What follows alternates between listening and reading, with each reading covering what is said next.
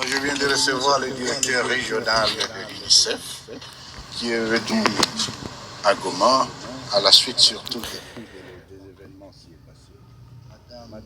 nakiriye umuyobozi wa UNICEF wari waje hano i Goma nyuma y'ibyabaye.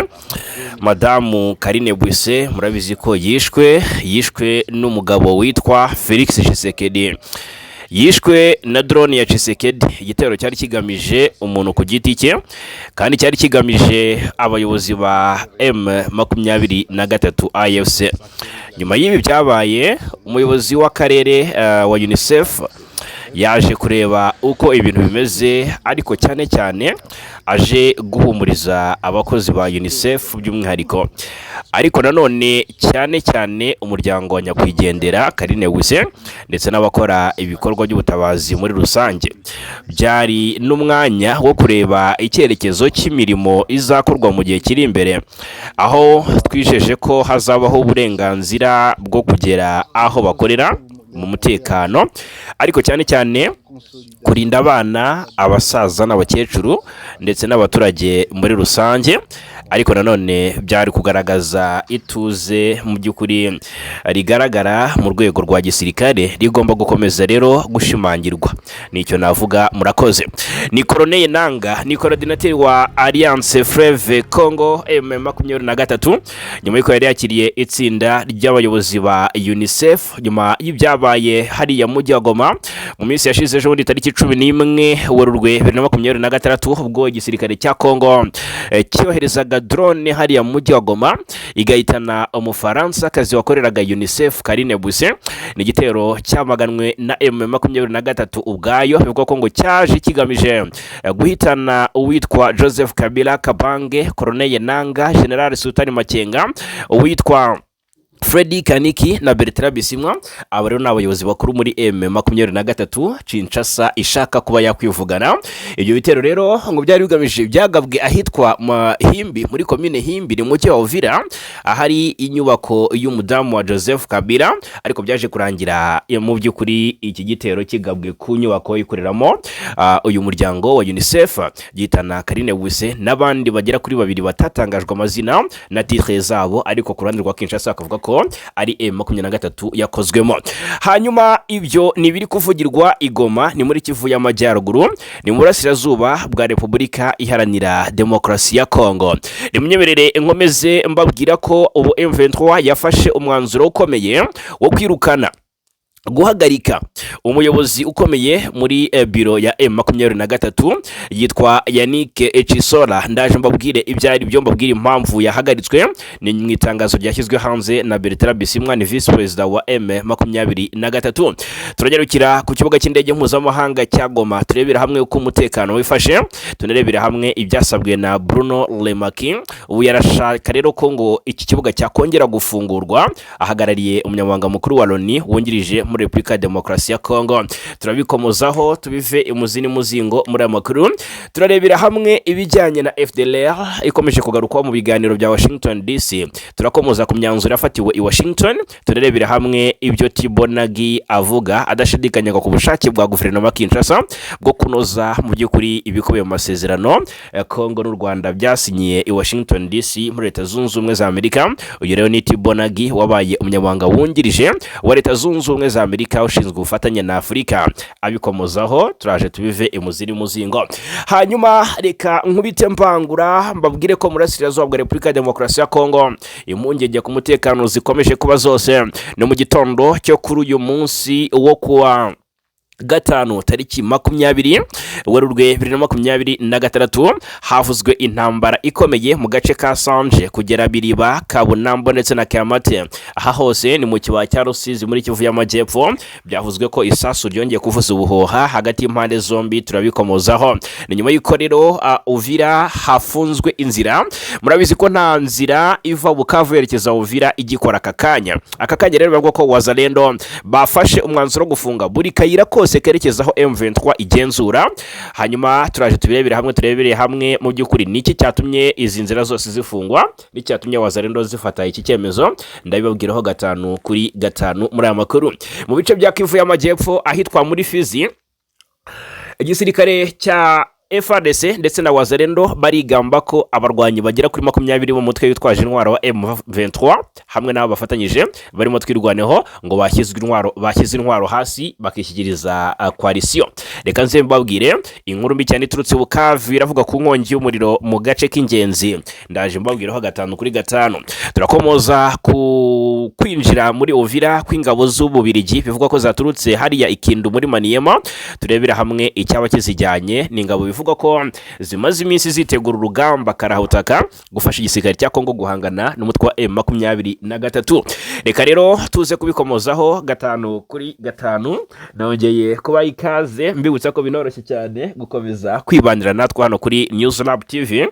Ni subscribe cyangwa sabone, ubundi bindi inshuti bavandimwe nta kindi musabwa uretse kubiduharira. Reka mbere kwitangazo umutwe wa M23 washyize ahagaragara usezerera umwe mu bayobozi bakomeye muri kabine ya M23.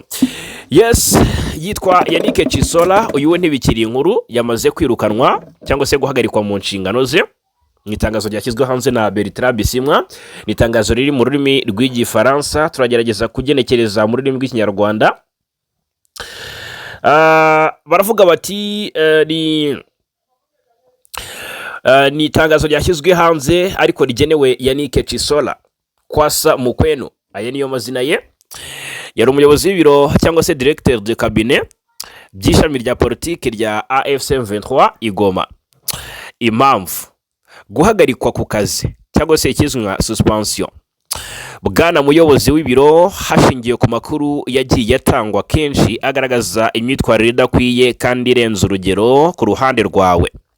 Mbabajwe no kukumenyesha ko uhagaritswe ku mirimo warushinzwe mu gihe hagikorwa iperereza. Ndagusaba kwakira iyi baruwa. Bwana muyobozi w'ibiro, indamutso zanjye zuje icyubahiro. Ibi byakozwe na Bertrand Bisimwa, umuyobozi wungirije ushinzwe ibibazo bya politike, ubuyobozi ndetse n'amategeko n'imibanire mpuzamahanga. Uyu ni Bertrand Bisimwa, nta magambo menshi kuko ubundi M23 ivuga ko mu by'ukuri iharanira imibereho myiza y'abaturage. Umuturage akabaho yishyira kizana, ntacyo yikanga, ntacyo abuzwa mu byo afitiye uburenganzira cyangwa se yemerewe. Ubwo rero kuko ngo abaturage hafi ya bose bahurije ku kuba Yannick Chisola hari ibyo atuzuza, kandi nyamara imirimo y'umuyobozi muri Alliance Fleuve Congo igomba kubishimwa n'abaturage. Idashimwa n'abaturage iri foke ugomba kugira gute gusezererwa cyangwa se guhagarikwa ku nshingano. Aka kanya AFC M23 yemeje muri iri baruwa ko iri gukora iperereza ku bivugwa kuri Yannick Chisola. Kanya rero byamaze kuba confirmed. Yannick Chisola yahagaritswe ku mwanya we cyangwa se ku mirimo ye yo kuba directeur de cabinet mu by'ukuri muri Alliance Fleuve Congo. Iyi rero ni suspension yahawe mu buryo bw'icyubahiro cyane. Ni mu itangazo ryashyizwe hanze na Bwana Bertrand Bisimwa, n'umuyobozi wungirije wa ushinzwe ibibazo bya politiki, ubuyobozi ndetse n'amategeko ndetse n'imibanire mpuzamahanga. Ahangaha ni hatangazwa impamvu. Mwumvise ko mu itangazo bivuga ko hagikorwa iperereza ku byo yaba ashinjwa. Rero ni hatangazwa impamvu, turahanga kugira ngo tuze kubabwira iyariyo. Reka tunyarukire n'ubundi makuru ari kuvugwa cyane Igoma. Hanyuma yitwa Bruno Lemaki. Uyu nguyu arashishikariza kongera gufungura ikibuga cy'indege cya Goma.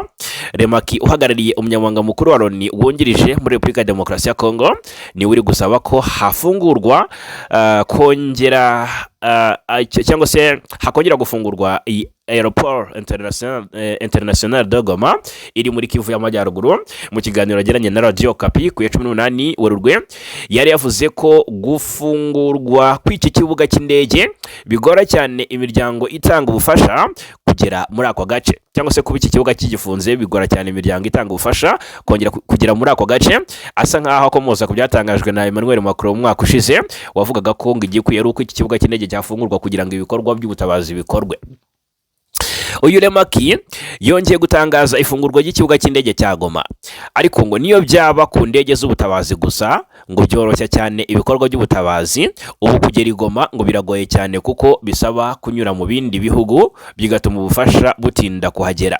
Impamvu ari ngombwa ngo kugifungura, abatanga ubufasha ikizwi nka humanitarian abangabo ngo ntibakibasha kugera igoma byoroshye, imfashanyo zihutirwa nk'imiti n'inkingo zitinda kuhagera, ingendo zarahenze kuko ngo banyura mu bindi bihugu. Ibisabwa rero kugira ngo iki kibuga cy'indege cyongere gufungurwa bisa nk'ibyirengagizwa, dore ngibi Bruno Le Maire avuga ko bisaba umutekano usesuye.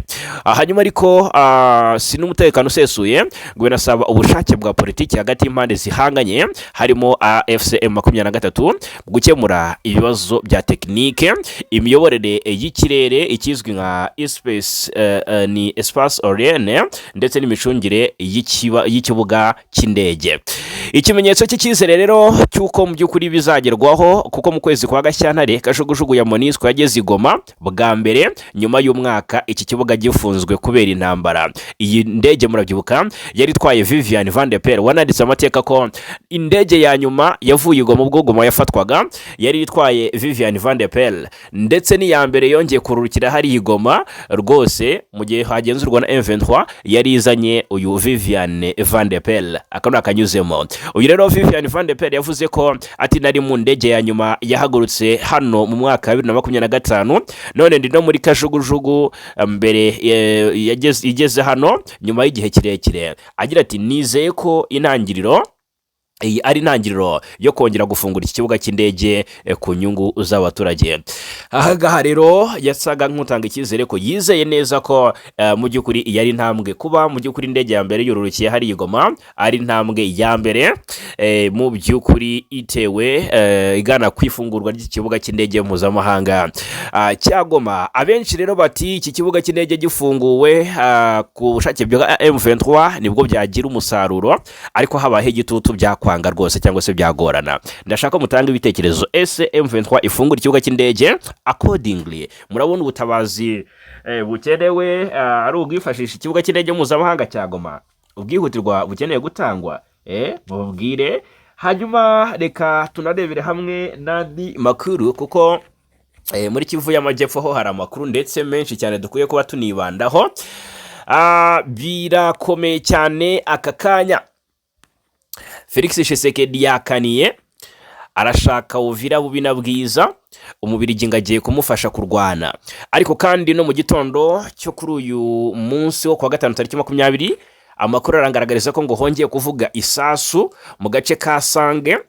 Iyi Sange na gace kari burasweho n'ubundi kuva tariki 15, ariko kabereye imirwano cyane cyane mu nkengero zaho ahitwa Kabunambo. Aha rero Sange ngo hongeye kuraswa n'ahitwa Biriba, kuva Sange ugera Biriba ni Biriba ni Kiriba muze kumbwira, ndetse na Kabunambo nahitwa ngo ni Shyamate mu kibaya cya Rusizi muri Kivu y'Amajyepfo murasirazuba bwa Kongo. Aba duhaye aya makuru baravuga ko ingabo za leta ya Kongo FARDC zifatanyije n'imitwe ya Wazalendo zirimo kurwana n'inyeshyamba za M23 zivugaho gufashwa n'ingabo z'u Rwanda, ngo humvikanye urusaku rw'imbunda ziremereye n'iza mitrailleuse ku mirongo cyangwa se ku murongo w'ingenzi hano muri Preda Rusizi kugeza hafi ya Kiriba ndetse no ku nkengero z'umujyi wa Bujumbura. Aha ngo hari kumvikana amasasu akomeye cyane. Amakuru y'iyi mirwano ndacyayakurikirana, ntago turamenya ku buryo burambuye uko byifashe aka kanya cyangwa se niba byakomeje, kuko aya n'amakuru twakiriye mu masaha y'igitondo mu saa 2 z'igitondo. Ubwo rero turacyagerageza kuvugisha drone zacu ziriyo ngo zitubwire uko situation imeze. Ubwo rero resultat turaza kuzobwira amakuru yacu ari imbere. Hanyuma mu bice bya Uvira aka kanya haravugwa amakuru mabi yuko abaturage bongeye kubuzwa amajyana amaza mu buryo bumwe cyangwa ubundi bikozwe n'abitwa Wazalendo, VDP Wazalendo. Bikavugwa ko Uvira imihanda iri gufungwa. Wazalendo babushije abaturuka mu bice bya M23 kwinjira. Kuva tariki 16 Werurwe abarwanyi ba Wazalendo bakorera mu gace ka Runingo muri teritwari ya Uvira batangaje ko ngo babujije umuntu wese uvuye mu bice bigenzurwa na M23 kwinjira muri uyu mujyi wa Uvira. Impamvu bavuga ngo Wazalendo bavuga ko iki cyemezo gifitanye isano n'umutekano, bikekwa ko mu by'ukuri cyangwa se Wazalendo bavuga ko ngo impamvu bavuga nyine ngo iki cyemezo gifitanye isano n'umutekano, bakeka ko ngo hari abantu binjira ari maneko cyangwa se hari aba spies. ngo rero ngo bakaba bashobora kuba ngo bakusanya amakuru ku birindiro bya FRDC n'abafatanyije. Abazalendo bati hari imodoka ziva i Bukavu zitwara abantu bashaka kumenya aho ingabo ziherereye. Abaturage bagambaniwe. Rero wazalendo ngaha zirashimangira ko bamwe mu baturage bashobora kuza cyangwa se izi ngendo zishobora kuba zakurura abasipay baza kuneka uko situation imeze mu bice bigenzurwa na coalition. Ubwo rero abaturage babangamiwe, abantu baturutse mu kibaya cya Plaine Rusizi nko muri Kamanyola, Ruvungi, Sange, Ruberizi babujijwe kujya ku isoko rya Kashatu, bari baje gucuruza ariko basubizwa inyuma. Ubwo rero impungenge z'abaturage zikomeje kuba zose. Imiryango ya societe civile ivuga ko abaturage bashobora kubura uko bagera ku mirima ndetse n'amatungo yabo. Ubuzima bwa buri munsi ngo bushobora guhungabana bikomeye. Ingaruka ku bukungu zikomeje kwiyongera muri ibyo bice. Abasesenguzi bavuga ko gufunga umuhanda uhuza Uvira na Bukavu bishobora guteza ikibazo gikomeye. Ubucuruzi bwari bwatangiye kongera kuzahuka bukaba bugiye kongera gusubira inyuma ku rwego rwo hejuru. Amafi ava Uvira yajyaga agurishwa i Bukavu ndetse na Goma, imyenda, imiti n'ibindi byavaga Bukavu bijya Uvira, ubu aka kanya nta gitarabuka. Ubwo rero amakuru ku ruhande rwa politiki n'umutekano avuga ko M23 yongeye mu by'ukuri kubabazwa n'ibi byemezo bya coalition, bikaba bishobora gutuma uyu mutwe ufata umwanzuro kwigarurira umujyi wa Uvira mu gihe cyavuba, kubera ko agahinda k'abaturage M23 ikumva cyane. Mu bice bya Fizi, ahangaha muri Fizi muri Kivu y'Amajyepfo haravuga abarwanyi bagera kuri 20 bo mutwe wa M23 hamwe n'abafatanyije ngo barimo twirwaneho, ngo bakize intwaro hasi. Ngo impamvu yabiteye na makuru atakorewe ubugororangingo ariko yatangajwe n'abo ku ruhande rwa guverinoma Kinshasa, atemejwe na M23 nabo ubwabo uko ari FARDC muri rusange cyangwa se abazalendo nta gihamya batanga. Impamvu ngo yateye abarwanyi ku joininga coalition ngo ni igitutu gikomeye cy'ingabo za leta ya Kongo arizo FARDC, imibereho mibi mu mashyamba, kubura ibiribwa, ubuzima bugoye, amakimbirane n'ibibazo imbere mu mitwe yabo. Ahangaha ngo nabyo ni bimwe mu byatumye bahitamo kujoininga duye. Ibi rero ngo ibyo bashyikirije ingabo, aho barwanyi ngo batanze intwaro zikomeye ngo bari bafite zirimo imbunda za AK47, harimo za mitrailleuse PKM, harimo rocket RPG mana 7. Ibi rero ngo byerekana ko ngo bari bafite uruhare rukomeye mu mirwano. Ngo bari mu mirwano, niyo mpamvu ngo ba joininze ariko banatanga ibikoresho ku mpamvu tuvuze haruguru.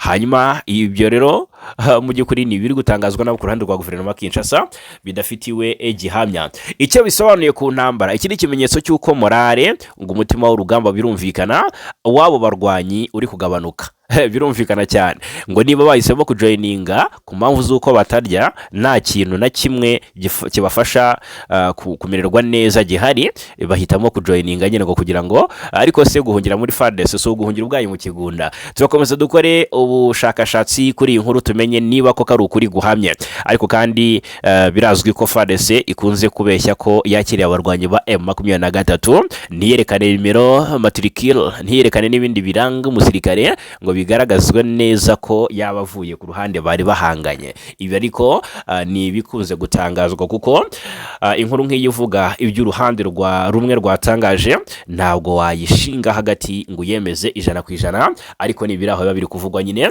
ubwo namwe muratanga ibitekerezo. Mu mujyi wa Bukavu inkongi y'umuriro yongeye kwibasira agace ka Nyakariba ni mu ijoro ryo ku munsi w'ejo ku muhanda wa Kaduru mu murenge wa Kadutu. Amazu 41 yahiye arakongoka burundu. Iyi mpanuka rero ngo yasize imiryango irenga 100 iri mu buzima bugoye cyane idafite aho kuba n'ibikoresho by'ibanze. Umuyobozi w'akarere ka Nyakariba yitwa Faustin Boroko avuga ko icyateye inkongi kitaramenyekana neza, ariko bamwe mu bahatuye bakeka ko ishobora kuba yaratewe n'abantu bashakaga ibyuma bishaje bizwi nka mabende. Hanyuma ibisubwa mbere bibaye muri aka gace kuko iyi ari inkongi ya gatatu ibaye kuri uwo muhanda mu gihe gito. Iyi mpanuka ije yongera ku bibazo by'ubukene n'umutekano muke bimaze igihe muri ako gace. Kugeza ubu biravuga ko ingo zirenga 800 zimaze kugerwaho n'izi nkongi zikurikiranye. abayobozi baho cyangwa se baho hantu barasaba abaturage kurushaho kwitwararika no gufashanya. Barahamagarira kandi abafite umutima mwiza gutabara abahuye n'iyi mpanuka kuko bakeneye cyane cyane aho kuba, ibiryo ndetse n'imyambaro byo kwifashisha mu buzima bwabo bwa buri munsi. Hanyuma reka turebe icyo uyu munyamerika avuga ku masezerano ya guverinoma ya Kinshasa n'u Rwanda yongeye gusubirwamo ejo bundi nyuma y'uko intumwa z'u Rwanda na Kongo zongeye guhurira i Washington DC. Gusenya FDLR byakomeje kuza ku isonga mbere yo gukuraho ingamba z'ubwirinzi u Rwanda rwashyize ku mipaka. U Rwanda rwafatiwe ibihano rushinjwa kuba ntacyo rwigeze rukora mu bijyanye no gushyira mu bikorwa amasezerano ya Washington, ariko hakirengagizwa uruhare rwa guverinoma Kinshasa. Tibonagi wabaye umunyamabanga wungirije wa Leta Zunze Ubumwe za Amerika ushinzwe ubufatanye na Afurika yatangaje ko adashidikanya ku bushake bw'ubutegetsi bwa Repubulika ya Demokarasi ya Kongo bwo gusenya umutwe w'iterabwoba wa FDLR. Tariki 27 Kamena 2025 u Rwanda na Kongo byasinyiye amasezerano y'amahoro i Washington bifashijwemo na Leta Zunze Ubumwe za Amerika. Gusenya FDLR no gukuraho ingamba z'ubwirinzi ziri mu ngingo nyamukuru ziyagize. U Rwanda na Kongo byayashimangiye ku tariki 4 Ukuboza 2025 byongeramo ingingo y'ubufatanye bw'akarere mu iterambere ry'ubukungu, byemeranya ko abashoramari b'abanyamerika bazabigiramo uruhare.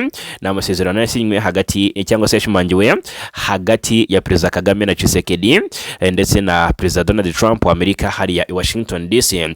U Rwanda na Kongo rero byashimangiye aya masezerano tariki 4. Birumvikana Leta ya Kongo yemeye gusenya FDLR, ariko kugeza ubu ntiratangira kubyubahiriza, ariko yakomeje kwifatanya n'uyu mutwe mu bikorwa byo kurwanya ihuriro AFC M23 yuha ubufasha burimo intwaro ndetse n'amafaranga utibagiwe n'ibiribwa. Tariki 17 na 18 Werurwe intumwa z'u Rwanda na Kongo zahuriye Washington kugira ngo ziganire uko ibihugu byombi byahoshya umwuka mubi ukomeje gututumba hagati y'ibyo bitewe no kutubahiriza amasezerano y'amahoro. Izi ntumwa rero zumvikanye ko u Rwanda na Kongo bigiye gufata ingamba zifatika mu kubahiriza cyangwa se mu kubahirana ubusugire n'ubwigenge. FDLR igasenywa, ingamba z'ubwirinzi z'u Rwanda zashyizweho zigakurwaho. Tibonagi yagaragaje ko kugira ngo amakimbirane yo muri Kongo ahagarare burundu, Leta ya Kongo igomba kubanza yambura FDLR intwaro kuko uyu mutwe ubangamye umutekano w'u Rwanda, ariko ko nta cyizere afite.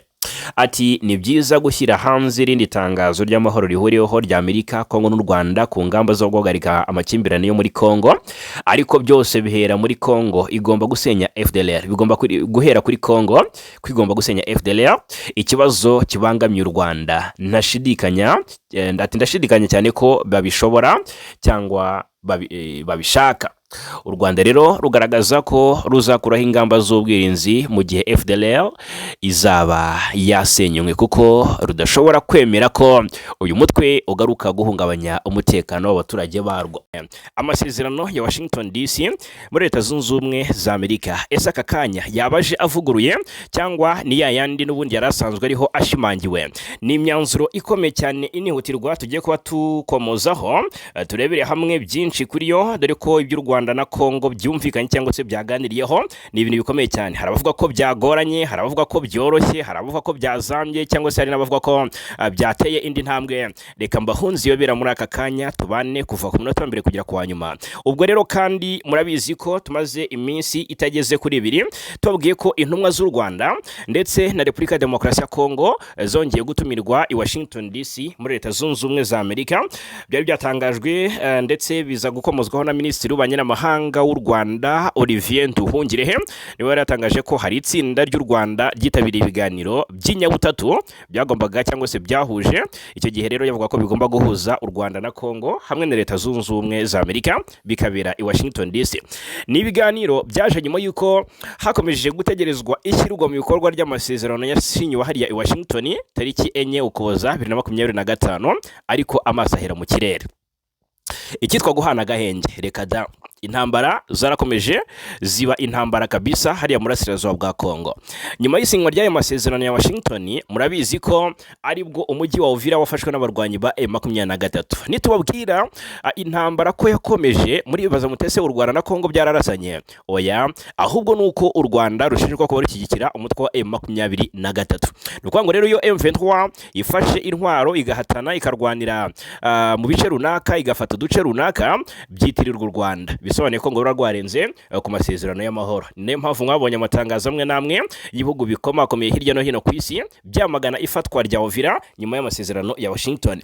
Hanyuma icyo ngira ngo tugaruke aka kanya, izo ntumwa z'u Rwanda ntabwo ari Perezida Kagame na Tshisekedi bari bahuye nyabuneka, ahubwo murabizi ko ayo masezerano yo ku itariki enye yari yasinywe na Perezida Kagame na Felix Tshisekedi ku buhuza bwa Perezida Donald Trump wa Leta Zunze Ubumwe za Amerika. Ayo masezerano rero nk'uko byagaragaye cyangwa se byatangajwe nahoze muri kinyamakuru The Africa Report gitangaza ko abo aberekeje muri ibyo biganiro cyangwa se abatumiye muri ibyo biganiro harimo umujyanama wa Perezida Kagame Mauro de Lorenzo ndetse na Brigadier General Patrick Karuretwa ushinzwe imikoranire y'igisirikare cy'u Rwanda n'amahanga.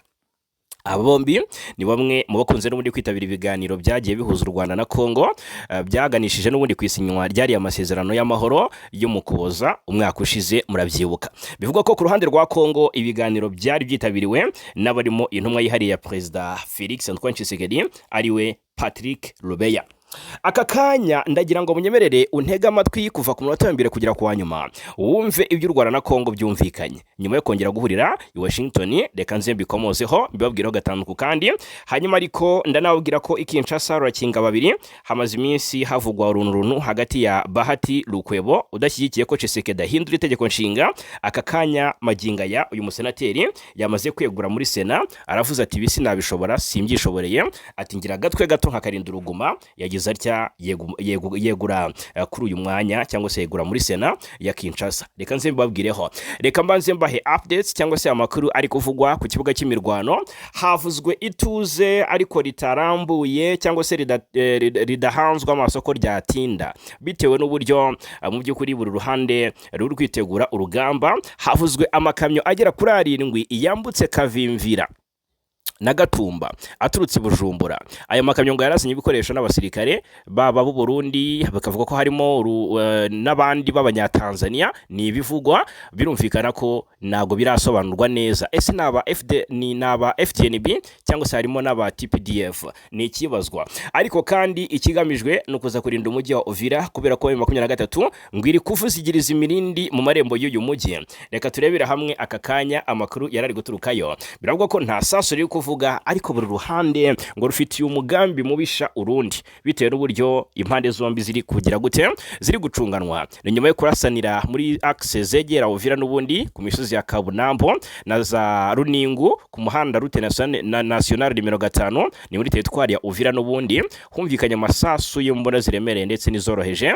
Aka kanya rero biravuga ko ituze ryagarutse ndetse kuva ku mugoroba ku munsi w'ejo nta rusaku rw'amasasu rwumvikanaga, ariko kandi bikavuga ko Runingu yo yafashwe n'abarwanyi ba M23. Hanyuma ariko kandi abaturage batuye za Kabunambo na Runingu bamwe barahunze, abandi baguma mu nzu zabo, ntibatuje ntibatekanye ntibarya ntibamira. Aka kanya ubwoba ni bwose. Nahoze mbona umuyobozi witwa ngo ni Martin Mafikiri uhagarariye SNCC muri Kivu y'Amajyepfo, nawe rwose yari yemeje ko ibintu byatuje kandi bimeze neza, ko FARDC ngo nizo ziri ahangaha. We yavuze ko ngo FARDC nizo ziri Kabunambo, ariko kandi iyi mirwano yatumye abaturage benshi bahunga, abenshi muri bo bahungira mu mujyi wa Uvira. Ubwo rero kubijyanye n'ingendo, umuhanda wa Route Nationale nimero 5 uhuza Bukavu na Uvira hari ababyita ukunda, ariko uyu muhanda uracyafunze kuva mu minsi ishize mu by'ukuri. Ariko kandi uwo muhanda wafunzwe ku busabe ngo bw'igihugu cy'u Burundi. Ni ibindi biri guhishurwa ko uwo muhanda Route Nationale nimero 5 uva Bukavu werekeza Uvira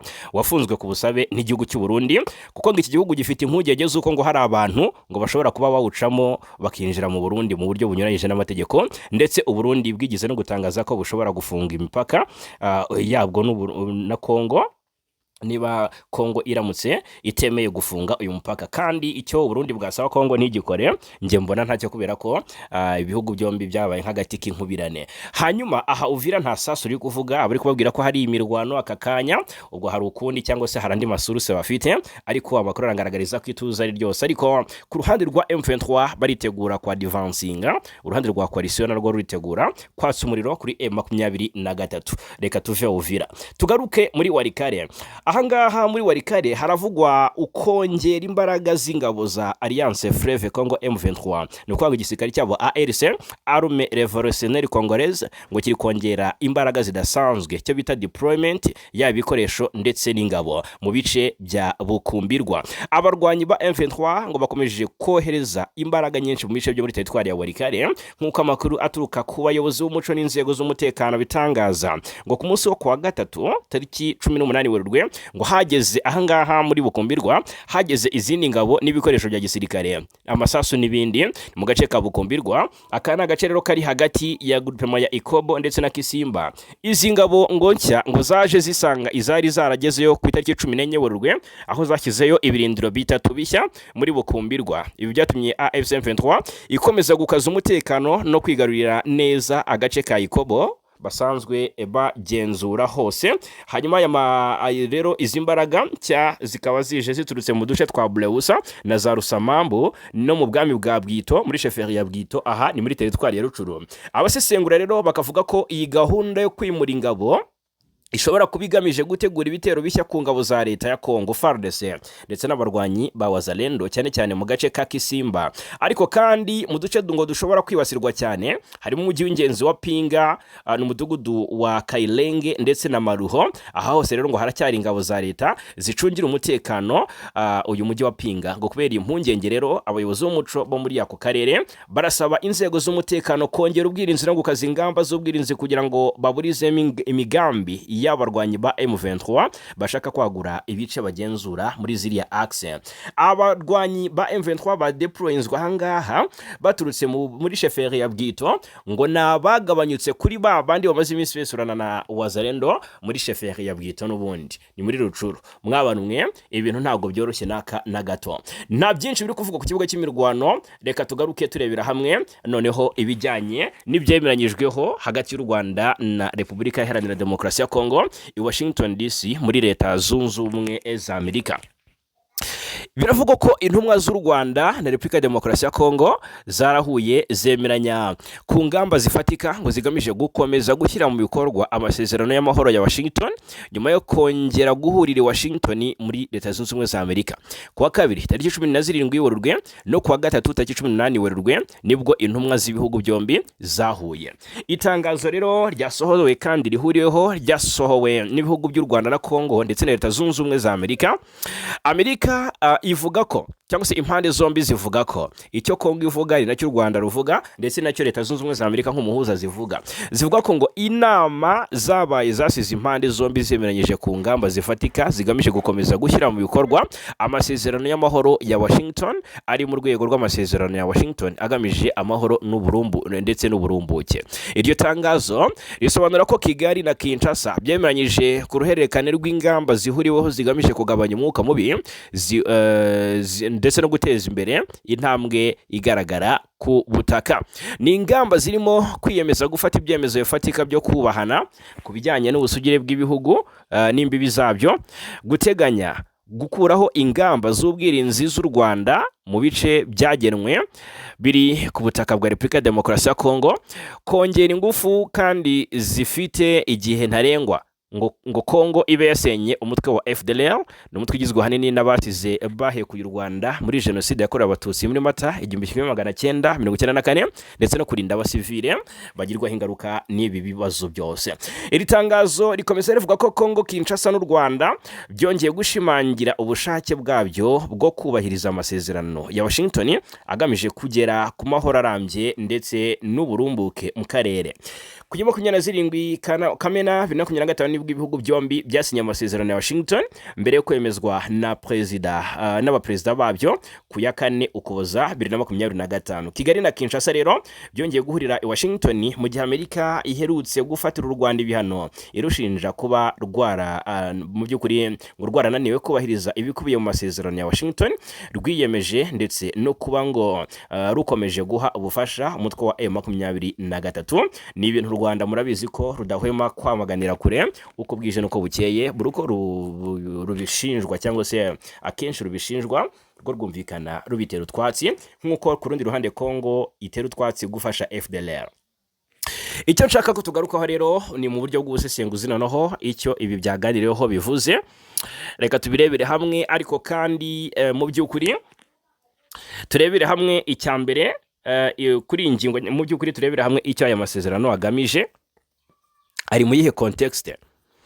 Aya masezerano ari mu murongo w'ibiganiro byari bisanzwe bishyigikiwe na Leta Zunze Ubumwe za Amerika, birumvikana cyane, agamije kugabanya umwuka mubi hagati y'ibihugu byombi, agamije guhosha imirwano mu burasirazuba bwa Kongo, guca burundu ikibazo cy'imitwe yitwaje intwaro, cyane cyane ikibazo cyangwa se izingiro ry'iki kibazo akaba ari FDLR, no kugarura icyizere hagati ya Kinshasa na Kigali. Byumvikane neza hanga tugendane.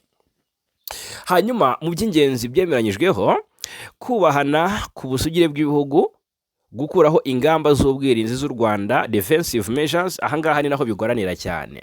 Kubahana ku busugire bw'igihugu nuko ngo u Rwanda rugakuraho ingamba z'ubwirinzi rwashyize ku mipaka. Ahangaha ubundi ukomeje kubyumva neza, bavuga gukura ingamba z'ubwirinzi ku mipaka, ariko hari abagera gutya mu bikari bakerura bati kuba u Rwanda rwakura ingabo zarwo ku butaka bw'urasirazuba bw'igihugu cya Kongo. Ese koko u Rwanda rufite ingabo mu burasirazuba bwa Kongo? Niba ziriyo zirakora iki? Ese icyo zikora ntikirangira? Ese u Rwanda rufite ingabo ku butaka bw'urasirazuba bw'igihugu cya Kongo? Niba zitariyo kuki bivugwa? Ese kuki bivugwa ntibirangire, cyangwa se bihora bivugwa uko bwije nuko bukeye? Ubwo rero ibyo ni mu by'ingenzi byemeranyijweho, gukuraho icyitwa defensive measures ku butaka bwa Kongo, birumvikana cyane. Noneho kurandura FDLR mu gihe cyagenwe, ndetse no kurinda abasivile. Kurandura FDLR ubundi niyo muri Washington, mu masezerano ya Washington, ntabwo kurandura FDLR biza nyuma yo gukuraho ingamba z'ubwirinzi u Rwanda rwashyizeho, ahubwo kurandura FDLR biza mbere, bigakurikirwa n'ikurwaho ry'izi ngamba z'ubwirinzi u Rwanda rwashyizeho. Muri aya masezerano yasinywe ntago higeze hatangazwa igihe ntarengwa FDLR igomba kuba yagize ite yakuriweho, ariko kandi n'igihe ntarengwa ingamba z'ubwirinzi zigomba kugira gute gukurirwaho nyuma y'uko FDLR izabyize ite ishenywe. Ahangaha rero haracyari mu rujijo. Ubwo rero ibyiza bishobora kuvamo, cyangwa se opportunities, umusaruro w'izi ngamba ziramutse zishyizwe mu bikorwa, ntawe utabibona ko byagabanya ubushyamirane n'impande zombi zubahirije ibyo ziyemeje cyangwa se zisabwa, kuko intambara ishobora kugabanuka cyane, ndetse ubufatanye bushobora kongera kubakwa hagati y'ibihugu byombi, bigatahiriza umugozi umwe, bikabaho bibanye. Icyizere cy'amahoro arambye nacyo cyaragabanutse. Aya masezerano ashyizwe mu bikorwa cyagaruka. Aya masezerano atandukanye n'ayandi iyo mu bihe byashize, kuko harimo uruhare, niba mubyumva neza, harimo uruhare rwa Leta Zunze Ubumwe za Amerika, harimo ingamba zifatika aho kuba amagambo gusa. Ahangaha birumvikana cyane. Noneho ubwo reka turebere hamwe ikibazo umusivili ahura nacyo. Kandi mu burasirazuba bwa Kongo, uretse ko isasu ridatoranya, ariko abahura n'ingaruka z'iyi ntambara ni abasivili bo mu bwoko bw'abatutsi ndetse n'abanyamulenge muri Kivu y'Amajyaruguru n'iy'Amajyepfo. Ubwo rero kwita ku basivili byaba ari intambwe nziza, kuko abaturage bo mu burasirazuba bwa Kongo nibo bahohoterwa, ndetse bahohotewe kenshi. Gushyiraho gahunda yo kubarinda rero ni ikintu gikomeye kandi cyahesha ikuzo iki gihugu cyakoze ubuhuza, ndetse kigahesha amahoro n'ituze ibihugu byashyize mu bikorwa ibikubiye muri aya masezerano. Impungenge ariko ni zose ku mpande zombi, kuko reka tubirebere hamwe nk'ingingo ya 3, nge nise challenges. Tubirebere hamwe. Icya mbere, ikibazo cya FDLR, iki ni ikibazo gikomeye cyane, ndetse gifatwa nk'ipfundo ry'ibibazo by'umutekano muri aka karere, kuko FDLR nicyo kibazo nyamukuru nk'uko ahangaha bigaragara, kuko Kongo yemeye kuyisenya ariko iyi mitwe imaze imyaka irenga 20 ifite imizi mu baturage ndetse n'ishyamba. Hari aho ivugwaho gufatanya n'ingabo za Kongo mu burinzi bwa hariya Kinshasa ko muri presidence FDLR biri ku isonga. Niyo nkingi ya mwamba mu rugamba bahanganye na M23, aho wumva M23 yabijijwe ibyuya ni FDLR ziba zabigizemo uruhare. Mw'abantu mwe FDLR na Kinshasa kubitandukanya byagorana cyane. Hanyuma aho niho bigoraniye rero sasa. Niho bigoraniye. Impungenge. Ese Kongo ifite ubushobozi bwo gusenya FDLR mu gihe gito? Ahangaha ni ikibazwa, ariko ni ikibazo wibazanye impungenge rwose. Kavuga ese Kongo mbona igenda biguru ntege mu bushobozi bwa gisirikare ifite, yarwanya FDLR ikayishobora cyangwa se yayitsinsura noneho by'umwihariko mu gihe gito? Ese izabikora koko nta mpamvu za politiki zibangamiye? Iki nacyo ni ikibazo. Gukuraho ingamba z'u Rwanda z'ubwirinzi u Rwanda rwashyizeho. Ese u Rwanda rwasabwe gukuraho defensive measures, ibi bishobora guteza ibibazo kuko niba FDLR itarasenywa, gukuraho ingamba se byaba bikorwa mu buhe buryo? Ese ubundi bwo FDLR idahari ni gute igihugu cyabaho kitirindira umutekano? Kuki byakura, kuki byakorwa? Ibi rero nkuko bigaragara, niba namwe mubibona neza nkuko mbibona, bishobora guteza ikibazo cyangwa se bishobora guteza ibibazo kuko niba FDLR itarasenywa, u Rwanda rukuyeho ingamba z'ubwirinzi, byagorana cyane habaho gusubira inyuma ku mutekano. Ikibazo cyarushaho gukomera kuruta uko gikomeye ubu ngubu. Ikibazo gikomeye ahangaha, ninde uzabanza n'usabwa gusenya FDLR? Ariko si uwo nguwo bisabwa, afite uburenganzira ubushobozi bwo kubikora. Ese abaye abyemeye ariko yabikora bikamunanira, yahabwa iyihe support? Ni ikindi kibazo kibazwa, kuko iki kibazo cya FDLR ni ikibazo noneho cy'amateka. Reka turebere hamwe rero. Iki ni ikibazo kimaze imyaka myinshi. Kongo ishinja u Rwanda kwinjira ku butaka bwayo, u Rwanda rugashinja Kongo gukorana na FDLR. Ibi tubihora tubivuga. Ibi rero bituma icyizere hagati y'ibihugu byombi kiba gike cyane, n'amasezerano akajya agorana gushyirwa mu bikorwa. Ni ibintu byumvikana cyane. Hanyuma ikindi, amatsinda menshi yitwaje intwaro si FDLR gusa, kuko mu burasirazuba bwa Kongo habarizwa imitwe ihirenga 250 yitwaje intwaro, ariko FDLR n'ubundi iguma arimo kuru, ubundi ngo zitukwamo nkuru. Zitukwamo nkuru.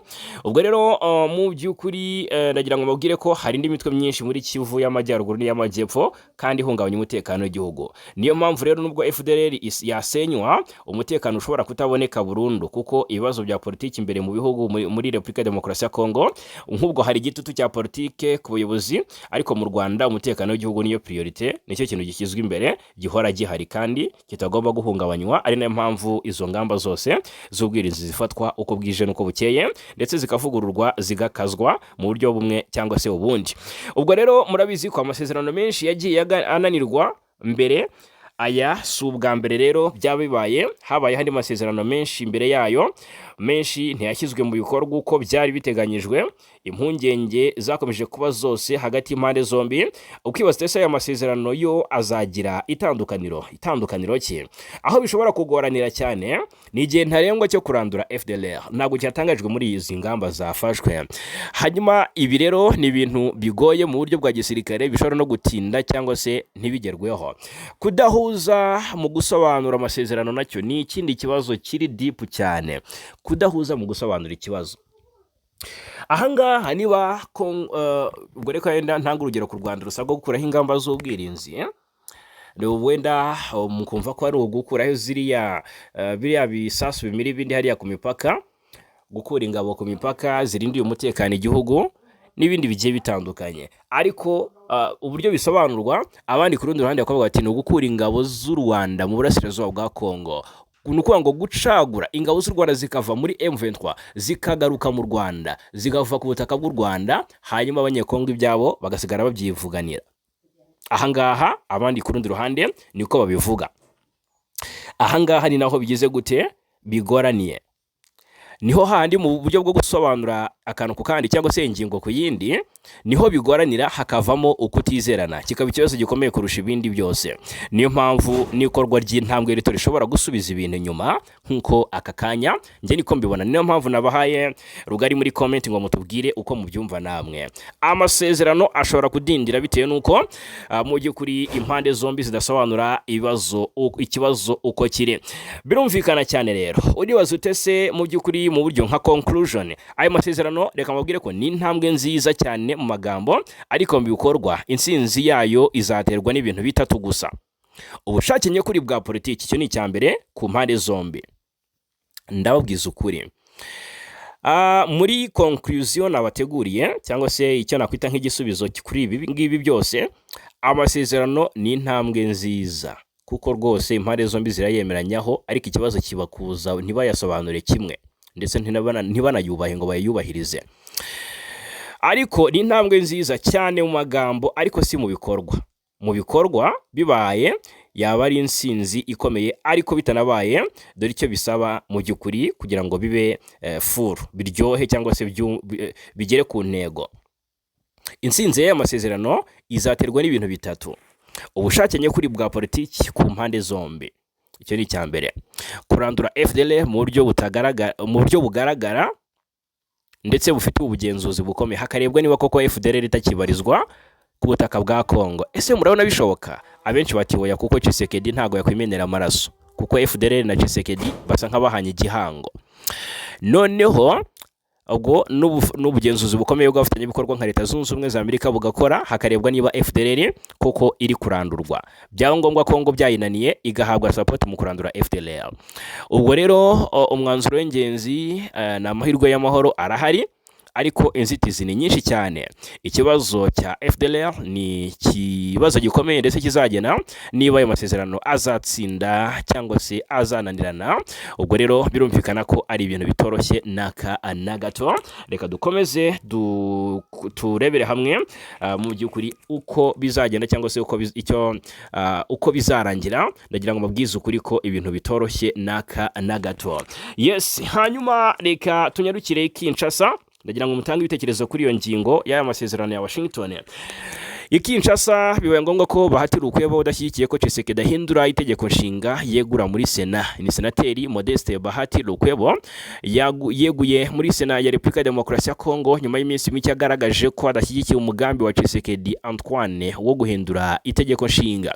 Mu ibaruwa yandikiye Sama Lukonde uyobora Sena, Lukwebo wari vice president wa kabiri wayo yasobanuye ko yafashe kiriya cyemezo kubera umwuka mubi uri muri Sena ya Kinshasa muri iki gihe. Ati, nyakubahwa president, mfite icyubahiro cyo kubagezaho rero ubwegure bwanjye ku mwanya wa vice president wa kabiri wa Sena bitewe n'umwuka wa politiki uri muri iki gihe mu mutwe mukuru wa Sena w'inteko nshinga amategeko y'igihugu cya Repubulika ya Demokarasi ya Kongo.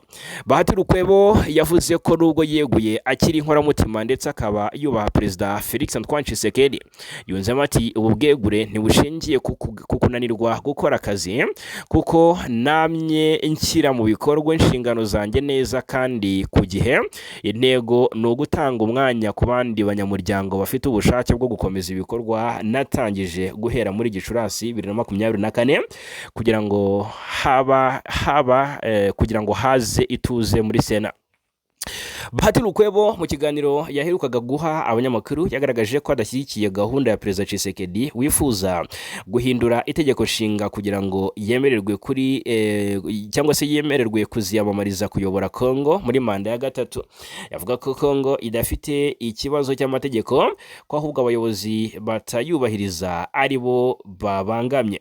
Ni amagambo yatumye abasenateri bagenzi be bahita bamutakariza icyizere mu buryo bukomeye.